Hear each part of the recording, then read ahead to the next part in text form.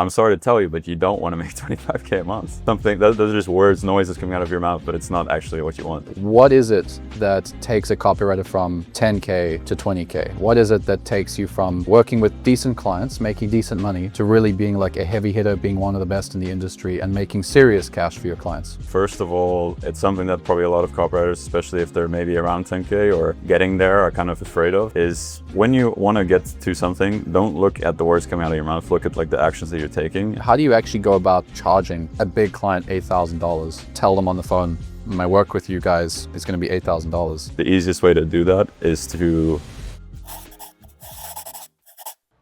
All right, so today I'm back here with Iason. Iason, welcome to Cape Town. Thank you. Nice to have you here with me. Yeah, nice to be here. Yeah, so in our previous chat, you were really getting a lot of momentum with your copywriting career. Definitely. But now you've really taken off. Like now you've got serious momentum. You're generating like hundreds of thousands per month for your clients, right? Yeah, a little over $700,000 at the moment. And that's before we're like optimizing things and like scaling. So I wouldn't be surprised if it would go up to like millions per month pretty soon in the next couple of months, but that's where I'm at right now. It's amazing. It's amazing. And you know, you're generating a lot of money that I think many copywriters, even like beginner copywriters, they make the amount you made in a month is like how much they take 12 months to make sometimes, which is crazy. Yeah, it is crazy. Because you've only been in the game, what, like 2-3 years now? Way less, bro. Really? A little over a year, working with clients actually. Crazy. Yeah, I got my first client in November 2023, so. November 2023, so then it's like just a little over a year. Yeah, it's insane. It is insane, actually. But there's a proven process that you took to get there. Yeah, absolutely. And I think that's what copywriters want to hear about. So tell us, what is it that takes a copywriter from 10K to 20K? What is it that takes you from, you know, working with decent clients, making decent money, to really being like a heavy hitter, being one of the best in the industry and making serious cash for your clients? Yeah. Yeah, I mean, I think first of all, it's something that probably a lot of copywriters, especially if they're maybe around 10K or getting there, are kind of afraid of, is pricing higher. Because a lot of the times, I think like what most copywriters think is even possible in their head is 5K at the most for one client. From one client? Yeah. Okay. 5K at the most from one client. And that's like if you're really lucky. That's if you're, you know, That's if you're good. Yeah, that's if you're good. Yeah. So it's like, either 2, 3, 4, 5K, but nothing above. And it's like, I mean, it's possible. I mean, it's definitely possible to get to 15, 20, 25K more a month doing that. But it's like, why not just increase the price of your individual clients so that you can get there much faster with less clients as well. Right. And even if you were to get then the same number of clients that you would for like 5K, now you have that many clients, but you're making more money. So why not? You know, because I think a lot of the times, like when copywriters like get on like sales calls and stuff, like even if they have to quote 3K, they're like pissing their pants. You know, They're like, stressed out. Yeah, and I get it because like I was there too. Yeah. You know, and I remember like last year or something when I first closed my first 4K a month client, I was like, oh yeah, like I remember sharing in the chat where I was like, oh yeah, guys, like big win. Not even that I made the money. The win was that I was able to say the words 4K, you know, like saying words. Yeah. Like I was like, I was able to say it, you know? Yeah. So I think that's like one of the biggest ones as well. Cause it's like, I mean, especially if you're starting out, I mean, probably one of the bigger issues right now is like even getting clients in the first place. And then that's not even talking about what you're going to quote them individually. So if you're still at that stage where like getting clients is hard, or like luckily, like, you know, at this point I'm at now, like that's kind of the least of my worries, but I know what it feels like, obviously, because I was there as well. But like if you're at a stage where like even just getting the clients is the hard part, then like good luck getting multiple clients and quoting them high prices, you know. I think the kind of prices that you're charging your clients, and I mean, with good reason, right? It's because of the delivery that you're giving them and the scale that they're at. They need that kind of quality. But exactly. I mean, for example, I know you've closed a deal that's like $8,000. Yeah. Just one deal. Just one. You know, and it's like, that is very scary for many copywriters. You know, $8,000 is like maybe what they make working with 4 businesses in a month. They're like, wow, like with all my clients, I make 8K. And then, you know, with one deal, you close, it's 8K. That is the only real way you're going to be able to get to 20K, 25K, even 30K. I mean, we've got a couple copywriters in the dojo, right, that are at 30, 40, 50K. All the deals are above $7,000 a month at that point. Otherwise, you're just going to be just grinding all day long every single day, and you won't be able to deliver the quality, right? So Yeah. the interesting thing is, ironically, by closing clients at like 8K, it gets easier to close all the like the lower clients. Yeah. It becomes easier. So the harder thing to do is to close bigger clients that pay more, and yet that actually makes your life easier. Exactly. So it's an interesting situation. How do you actually go about charging a big client $8,000? Just, That's a good question. tell them on the phone, my work with you guys is going to be $8,000. Yeah. Yeah, that's a good question. I mean, I think there's like multiple things to it. There's definitely like a mindset and identity thing to it, because like let's start with the basics. Like, I mean, obviously the easiest way to do that is to talk to brands that first of all have the cash flow to be able to drop that on you comfortably and get the ROI on it. And they have the systems in place where like if they plug you into their system and in their organization and you write like a funnel for them or something or emails or whatever, that you can easily make them that money back, where it's like a no-brainer, where it's not, it doesn't feel like an expense. It's like a clear investment because they're getting a 10 to 20x ROI from your services. If you work with like a 7-figure like B2B coach or something, then it's like, it's going to be quite hard to do that. Difficult to justify. Yeah, exactly. It's difficult to justify, and it's a difficult sell as well, like just in terms of like just selling your services, because it's like, yeah, I want 8K, but like, I only predict that my services can make you like 70K a month or something, which is still not bad or anything, but it's like, it's not quite that 10x that you want to get them to, it's definitely much harder. And you also have to remember, like I think a lot of copywriters are like, oh, well, I mean, it's just 5K, like compared to what I can make them. Yeah, that's true. But it's like a lot of times they have other expenses and your one piles on top of that. Yeah. So it's like, you can't just be like, oh, well, it's like actually cheap in the bigger picture. In a sense it is, but they have a lot of other expenses too. I mean, depending on how they run their business, and especially if they're like not that good running their business yet, their profit margins might suck. And you getting on top of that, it's kind of like having like a bucket that's full, and then you're like the final drop, and maybe the drop alone is not a lot, but like on top of the bucket's gonna overflow. That's a good point. Yeah. So that's one thing, but even so, like if you're talking to like I don't know, like a VShred or like a I don't know, like a publishing.com or something. Paleo hacks, big companies. Yeah, Paleo Hacks, for example. Yeah, you can charge that, but what if you're like, let's say, okay, cool, I've booked a call with publishing.com or VShred or something. I'm shitting my pants, because I'm like, wow, this is a huge company. Yeah. They're much, they're this company, and I'm just this little freelancer, copywriter, or whatever. They have the systems in place to pay you well, and for you to give them an ROI that would justify that. But it's like, what if all that's in place, but you're still not confident, and you're not confident enough that, I don't know, like, well, one, that you can give them the ROI, that you're just not good enough for whatever other reason. Like, it doesn't matter, because you're still like, if you then quote like, let's say 4K or 5K, when you could ask 8K and they'd be fine with it. You think they're gonna be like, no, dude, like you should charge us more, like you better than that, man. They're gonna be like, oh, great. In fact, if you charge too low, they might actually doubt whether or not you're the right fit for the role. That's another thing. I've actually seen that with big clients. If you undercharge, they actually don't want to work with you, because they actually think like, this person's never worked with people at our level. Yeah. Right? You charged a certain amount, there's a certain expectation of a certain quality of service, right? Exactly. I think like a lot of people always use an example of like Alex Hormozi mentioned, where it's like they did this experiment where they have like they give these people like 2 bottles of wine. Yeah.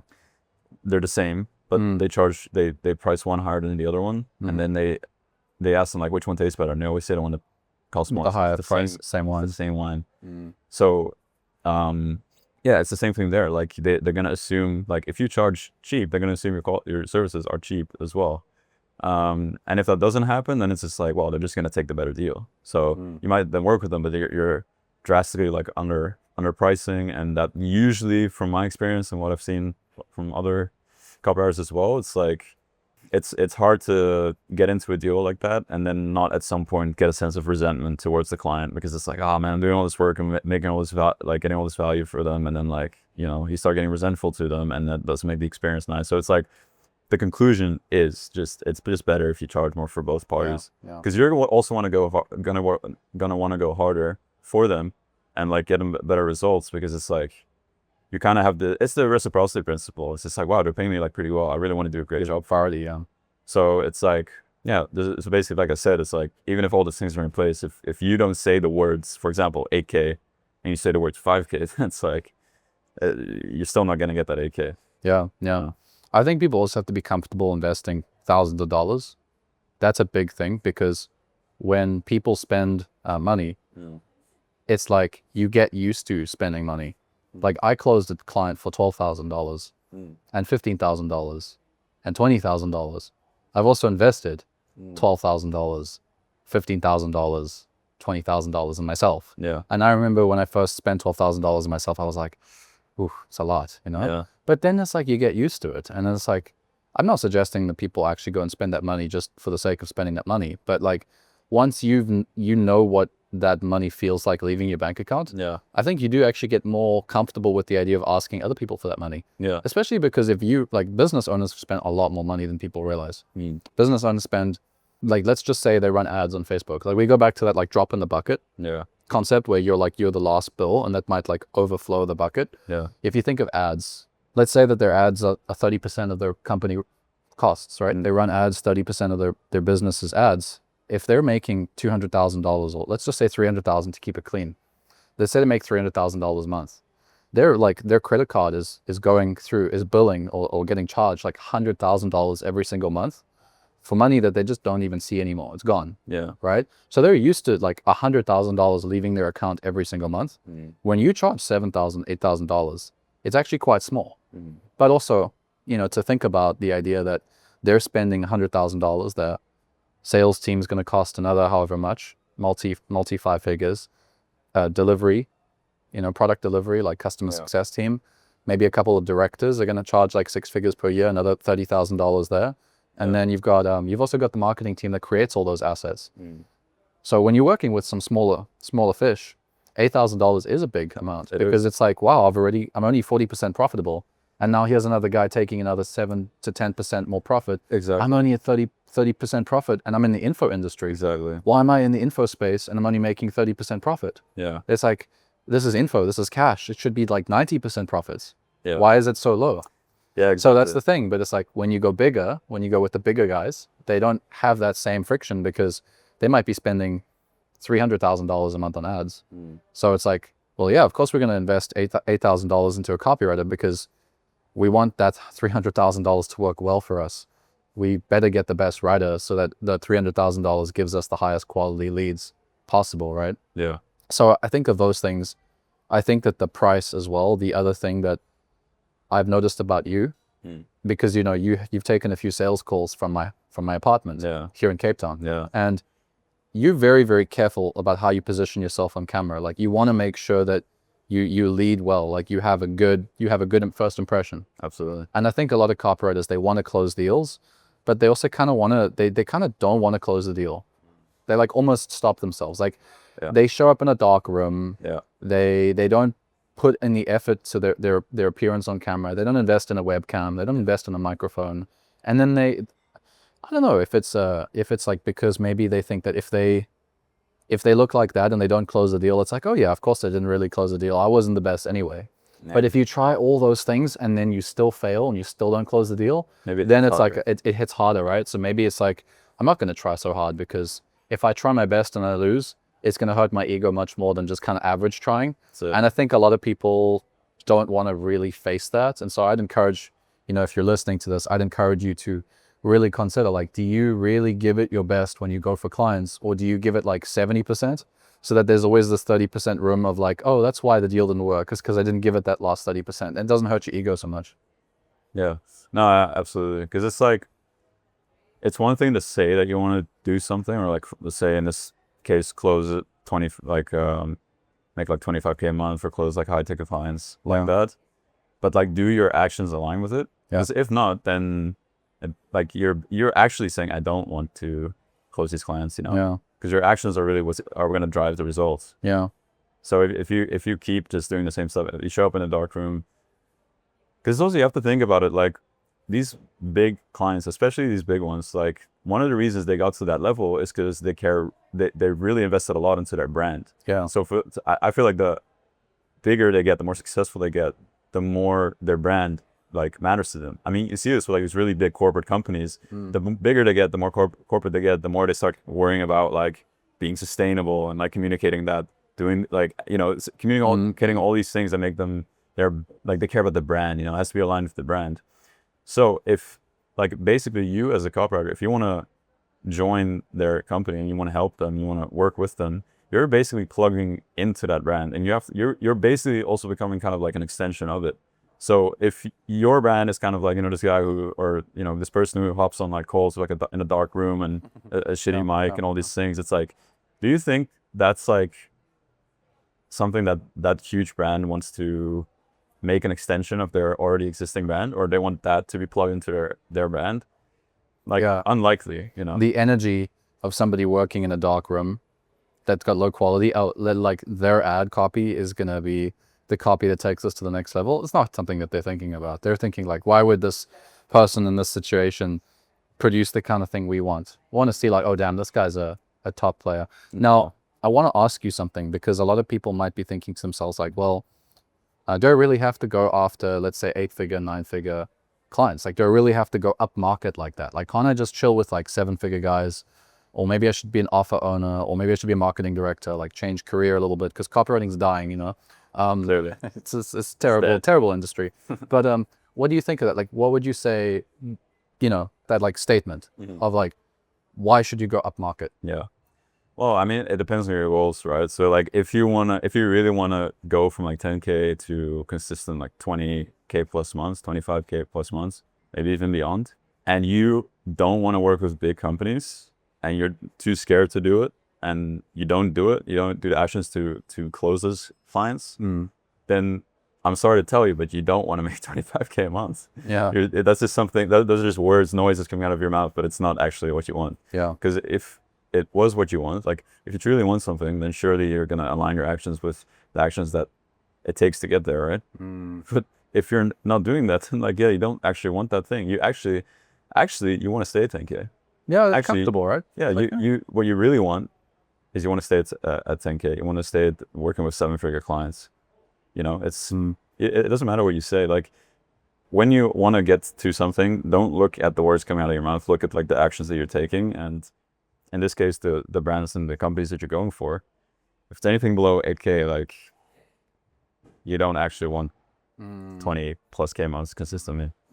So yeah, I mean that's it. I mean that is the truth of it. And I think a lot of copywriters at 10K a month, what happens is it's been your goal for so long that when you hit 10K, there is a like, what is my next goal? And then the first thing that comes to mind is, well, I don't know what the next goal is. I mean, making more money does sound like a good goal, but there's got to be more to it, because you're making enough money now where you're not going to necessarily immediately feel the difference between 10K and 15K, because some of that money might just go into your savings or to pay off stuff and stuff. And it's like, okay, well, I am at 10K, so I'm going to get more comfortable. I'm tired of working so much. So the first thing that I see most people do is they just say like, we're just going to reduce the amount of time we're working. Yeah, that as well. And I think also at that point, like some people might start getting shiny object syndrome again.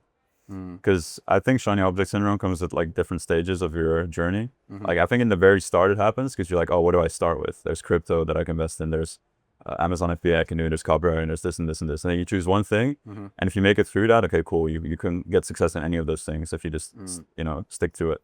But then at some point, once you've like hit, because for most people, because, you know, success, like success depends on what you define it to be. But most people, it's this 10K a month thing because like the market has kind of like brainwashed them into thinking that's the holy land. Yeah, it's going to be sold. And when, you know, in reality, it's really not that much. But so I think when people get to that, they're like, oh, I hit my goal, you know. It's like, well, so what do I do now? Do I go like agency? Do I go offer owner? Do I do this or whatever? Yeah. And I don't know, maybe like you can kind of go in depth more about that as well, because like, I mean, I haven't gone into like an agency or an offer. I know you run your offer, so it's like, is that something you would recommend for people that are like at 10K to just immediately go into offer ownership, or like? Yeah, so I would advise against it, unless you have a vision that's more than money. When I started the dojo, I didn't care about the money. I mean, of course, I want to make money, sure. So it was a business move, but the vision was, I want to be a part of a community of copywriters who are making a crap ton of money, who are working with the best in the world, and like in a space where, you know, it wasn't like a complete ripoff to be a part of the mastermind. Like, I want an affordable mastermind that is high quality, amazing copywriters. And I couldn't find one for myself. So I was like, well, I want to create that because there isn't one.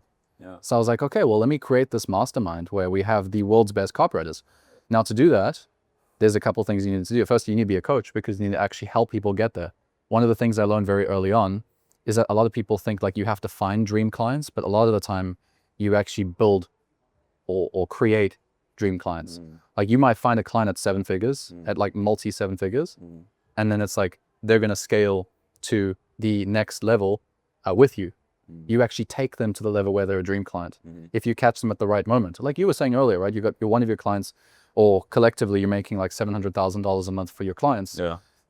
It's going to be a dream when you're at 2 million a month with them. You're taking them there. Yeah. So it's like, oh, well, how do I find clients that I can make $2 million a month for? Sometimes you just have to create that with them, right? Yeah.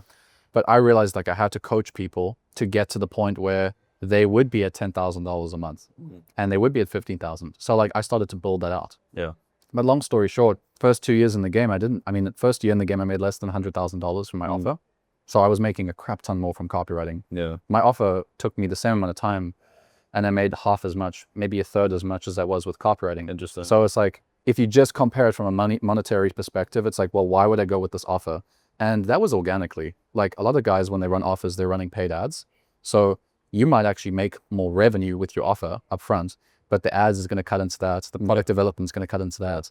And your offer might not be as good as you'd like. I mean, I've seen a lot of copywriters, they create an offer that doesn't kind of convert, and they sit with an offer that's kind of average for a year or two. And in that time, their income has been like a 6K a month, 7K a month.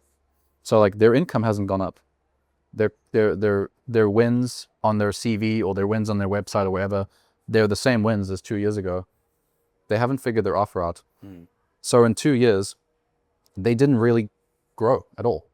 Meanwhile, if that same copywriter at 6K a month, like invests in their skills, invests in closing premium businesses, and goes and gets really good wins, 2 years from then, I mean, look, it was faster for you. At 2 years, they could be at 25K a month, and then they can start an offer, if that makes sense, if they have something that they really want to do. Yeah. So that's been my perspective. It's like, and the other thing, just one last thing on this, is like, if you build an offer, that's great. Like I had a vision for an offer, but I realized you have to be the product dev. You got to create the customer success and the product. You have to run the marketing. You have to run the sales department too, if you have a high ticket. And if you don't want to do sales, then you have to write really good sales pages and do a lot of pre-selling. And then you also have to run operations and financing and accounts and stuff. And then it's like, there's just so many little pieces and there's so many hats you have to carry and wear that you're not going to get more time. Like it's faster to just write copy for other businesses. Yeah. And then there's some people that are like, oh yeah, you don't have to build the whole offer. You should partner with somebody. If you partner with someone and it's their face and it's their product and you're running the marketing, why would they want to work with you long-term if you scale them? I know some people will say like, well, we can create a certain deal structure or whatever. It's like, okay, but if they don't like the deal after a year, like even if you've got some sort of like hold on them, it's not a very nice place to be where your partner doesn't even want to work with you because they feel like you're taking more money than you deserve to take. Yeah. And it's their face, it's their brand, it's their product ultimately, it's their customers. They own the customer. If you try own the customer, I know some people can get it right. Yeah. I'm just saying like, why go through all that hassle to build somebody else's business and make 30%, 40%? Rather build your own offer. But if you're going to build your own offer, then carry all those hats. Yeah. It's like, well, you can get to 25K a month working 4 or 5 hours a day when you're a good copywriter. Maybe even less. Like I was traveling Japan. I was making 15K a month from copywriting, 14, 15K a month. It was great. Yeah. Like I just worked in the morning. I just did some work at the coffee shop. Yeah. I had my day, worked a little bit in the evening, boom, 15K in the account. No responsibilities besides the copy, right?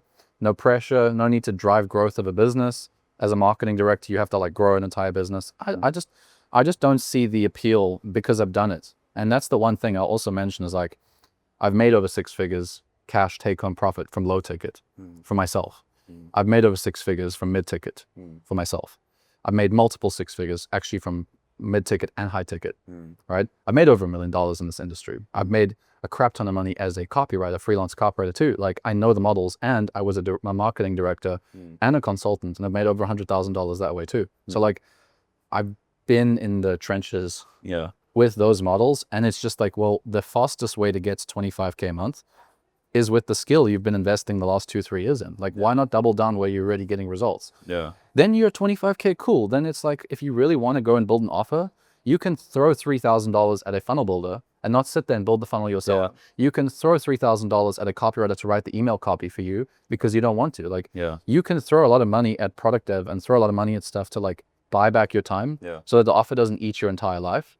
And like, you're still making so much cash. It's just so much it's more efficient in my opinion. Because you know what that kind of reminds me of? It's like those people who they start in the 6 months, and like 6 months into their fitness journey, they hop on steroids. Like it's the same with copywriting. They get to 10K a month, and they don't even at their peak yet of making money with copywriting. Which, I mean, it can be more than 30K, but let's say for a lot of people, let's say 30s, it's around 25, 30, you know, K a month. And they're like a 10K a month. They're like, I need to start an offer. But it's like, why not, like you said, like, why not just wait until you're like 20, 25, 30K a month consistently? Because it's not even just do it 1 month, like do it consistently. Because in that sense, you obviously stack up cash, which later, if you want to start an offer, you have a lot more to start with. And like you said, you can buy back a lot of your time. It's going to be much easier to start an offer if you have the money. Because it takes money. And to do it without like hating your life, because you can like delegate it. But also, like, if you stay in the game a little bit longer, you're going to learn so much more from being really intimate in these other offers that you're helping to scale with, where you're usually pretty close to the CEO. I mean, in the way that, you know, we we approach like copywriting, you're usually pretty close to the CEO or like really, you know, top executives when you're working. You're gonna learn so much by just being so close into that business, seeing how everything works, how they scale ad spend, how they do their media buying, what kind of funnels they use, like why it's working, the funnels you work on or the emails you work on and why they're working, like, because then you can take all that experience and the money and just dump it into an offer, and then it's gonna be so much easier, you know.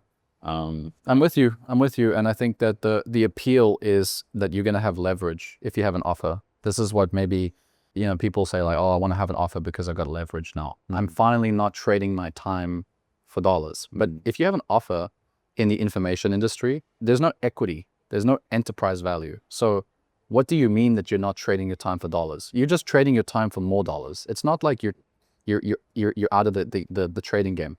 You have leverage on your time, but I can argue that you have leverage if you have a massive collection of case study wins. Like if you've got 5 9-figure brands that you've worked with 5 9-figure companies, and you have a CV and you apply to a gig, or you send a cold email, or you send a Facebook message. Like, you know, most copywriters have to send 1,000 to get a client. When you have those kinds of wins, you send 3 and you get a client. So isn't that also leverage? It's just, it's more invisible leverage. And the cool thing about this kind of leverage is that it never goes away because it's part of your reputation. So like your reputation's the number one piece of leverage. When you look at celebrities, they can generate like $50 million in one day with a launch because or Instagram posts. Their reputation's got nothing to do with the offer. So everybody's focusing on this offer. It's like this external vehicle to create money. Whereas like the number one offer, the number one vehicle is you and how people perceive you, right? So it's like if you just focus on improving your reputation, and that's why I think the biggest case to work with big clients is that it's a reputation. It stacks your reputation. It's exactly. like, it's not even just the money. It's like you could work with 7-figure companies. You could work with 5 7-figure companies and write their emails, and within a year maybe you make all of them in total like 1.2 million or 3 million or whatever. I can work with 1 9-figure company and I can write an email sequence for them that generates $1 million per month. Like the amount of effort for the amount of revenue generated that you can brag about is just on another level. And you have this leverage forever. And it's like, also, like you said, when you're in these big companies, you also see like what you don't want. You also see where you don't want to spend time. You also see which offers you don't like. You also get an idea of what customer success looks like. Like being a copywriter, you get to learn and earn at the same time because you're working with all these businesses.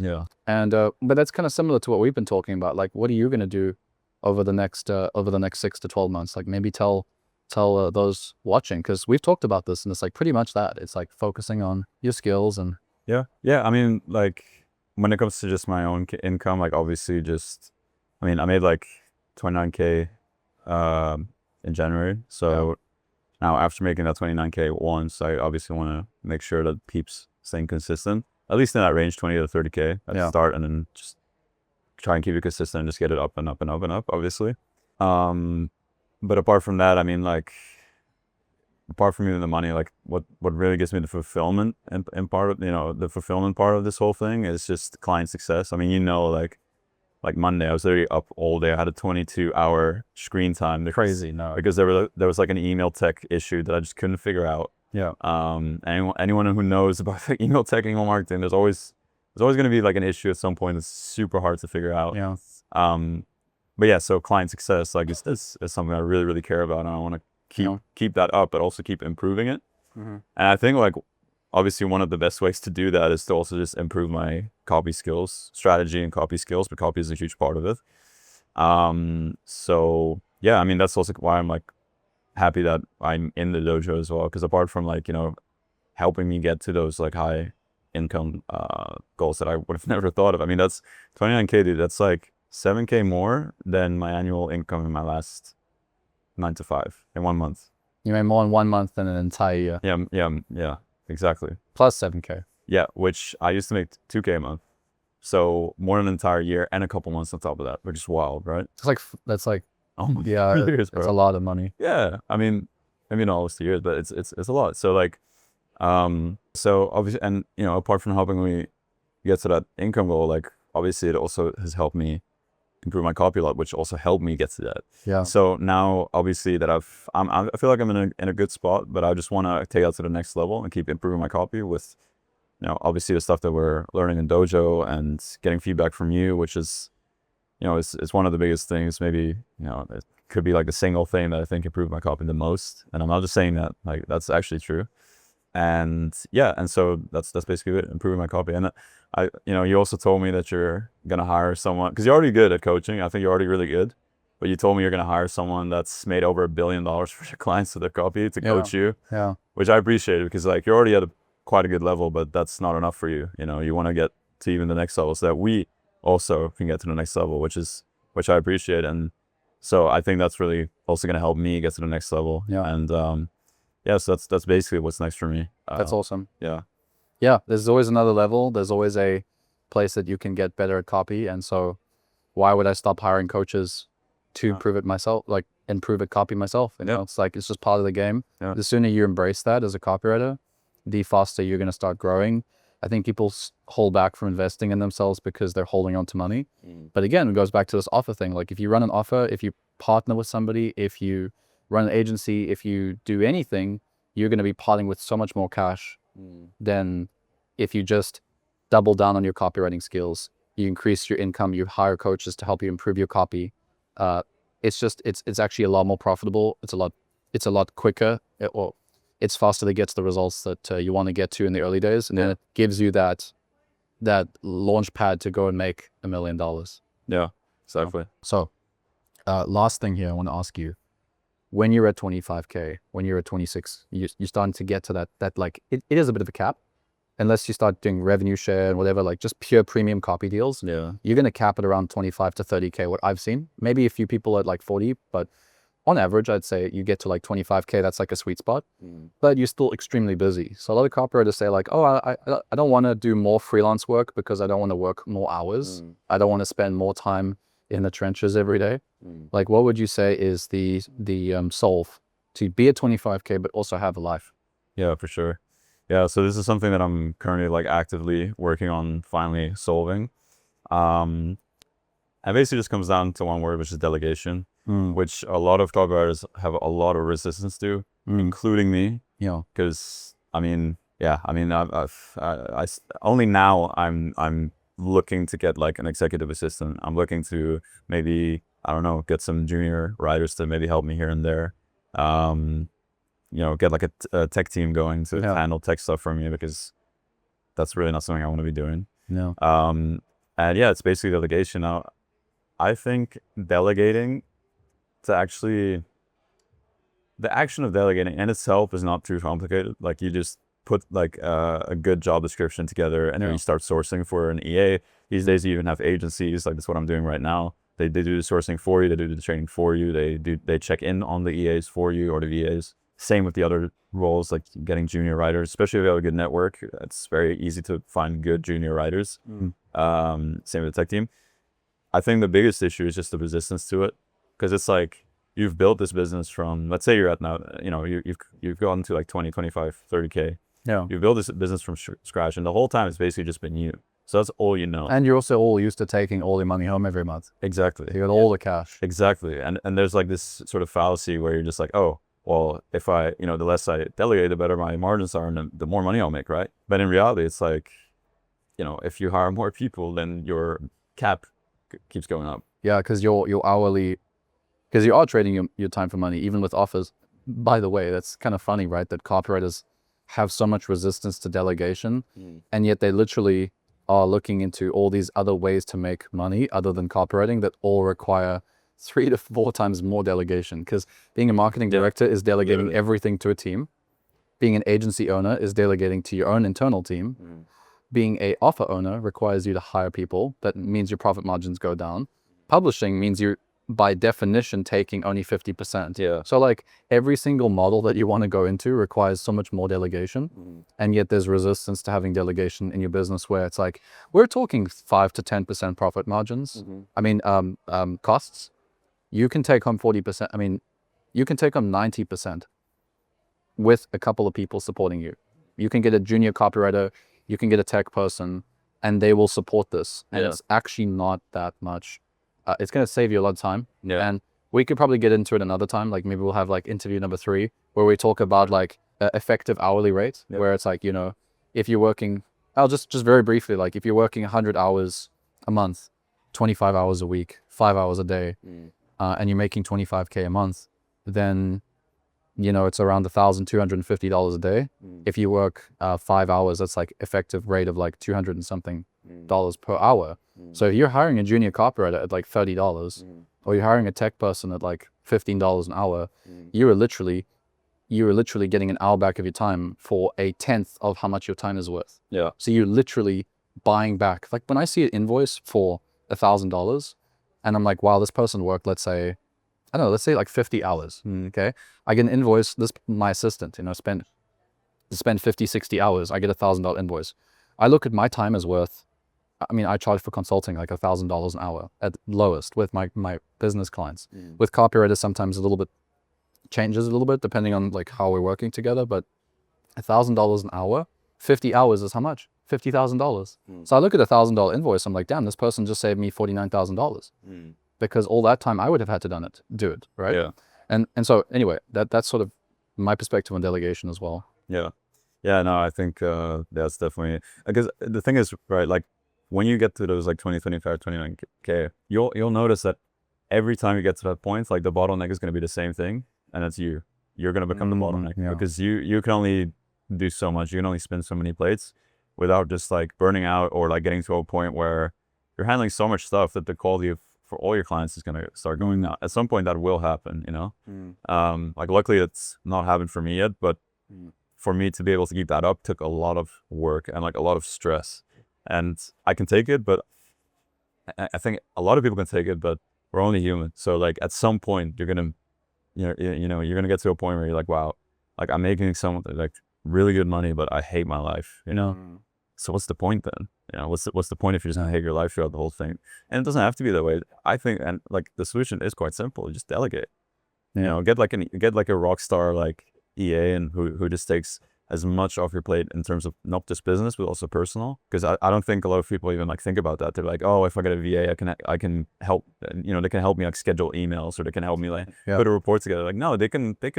If you get like a EA, and you get a really good one, they can like help you with that stuff too. Other stuff, they can book your flights, they can book your hotels, they can, buy groceries for you. Like they can do a lot of stuff. And if you combine all the stuff they can do for the business side and the personal side together, I'm still in the process. I don't have my EA yet, so I will soon. But I can imagine it gets you tens of hours back. It gets you a lot of time back. Yeah, it does. I'm sure you have. Yeah, I have a lot of experience with this because I have an assistant and then a client success manager. Yeah. For the dojo, right? Because we're working with 100 copywriters, and most of them are 6 figures, and it's like I can spend time with them, but managing my calendar gets a bit tricky.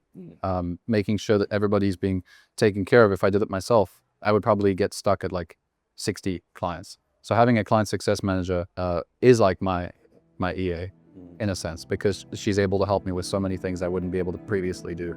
And yeah, I just think that, you know, based on our conversation, really the conclusion I think many copywriters need to you know, take from this is $25,000 a month income from copywriting is like a rite of passage to building the next thing that you want to do. If you want to be a millionaire, get to 25K, prove yourself. If you can't sell yourself, you cannot grow your own personal skills to the point where you can charge $25,000 and make that much in a month.